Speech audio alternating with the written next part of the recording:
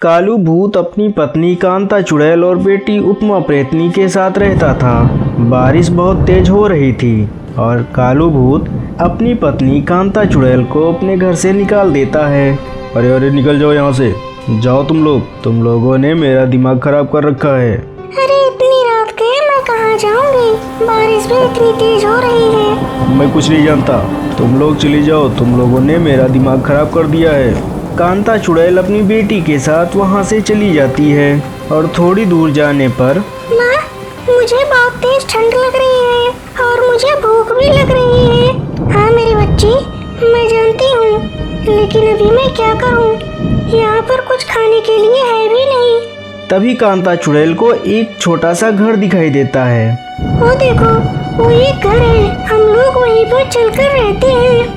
कांता चुड़ैल और उसकी बेटी उपमा प्रेतनी उस घर में जाते हैं। माँ, ये तो एक टॉयलेट है और यहाँ पर कितनी जोर से बदबू आ रही है। हाँ मेरी बच्ची, हमें किसी तरह आज की रात यहीं गुजारनी पड़ेगी। और बाहर देखो कितनी बारिश भी हो रही है और ठंड भी लग रही है। हम ऐसे ही अगर बाहर टहलते रहे तो और भी ज्यादा बीमार हो जाएंगे। फिर किसी तरह कांता चुड़ैल और उसकी बेटी उपमा प्रेतनी उस टॉयलेट के घर में रात गुजारते हैं और दूसरे दिन सुबह होते ही बेटा, मैं काम ढूंढने के लिए बाहर जा रही हूँ और तुम यहीं पर ही रहना। और कांता चुड़ैल घर से बाहर निकल जाती है और कुछ दूर जाने पर और वह कड़कनाथ प्रेत के पास जाती है। कड़कनाथ प्रेत, मुझे कुछ काम की जरूरत है, क्या आपके पास कोई काम है? नहीं नहीं, मेरे पास कोई भी काम नहीं है, तुम चली जाओ यहाँ से।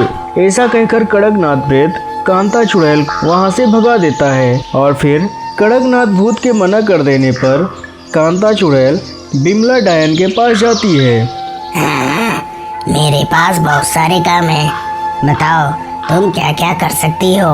झाड़ू पोछा कुछ भी। ठीक है, तुम जाओ काम करो और हाँ, जाते समय अपने बच्चों के लिए कुछ खाना भी लेती जाना। कांता चुड़ैल ऐसा ही करती है और वह काम खत्म करके अपने बच्चे के लिए थोड़ा सा खाना लेकर जाती है।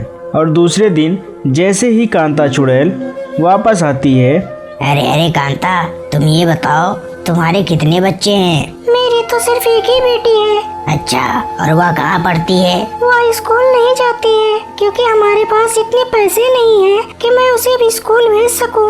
ओह, तो कहाँ रहती हो तुम? मैं एक टॉयलेट में रहती हूँ। जी, टॉयलेट भी कोई रहने की जगह है? और फिर कांता चुड़ैल उसे अपनी सारी बातें बताती है। ओह, बहुत ही दुख हुआ तुम्हारी कहानी सुनकर। तुम एक काम करो, तुम कल से यहीं पर ही आकर के रहो और हाँ, ये कुछ पैसे ले लो और अपनी बेटी का किसी अच्छे भूतिया स्कूल में एडमिशन करा दो। कांता चुड़ैल ऐसा ही करती है और फिर वह बिमला डायन के पास जाकर रहने लगती है।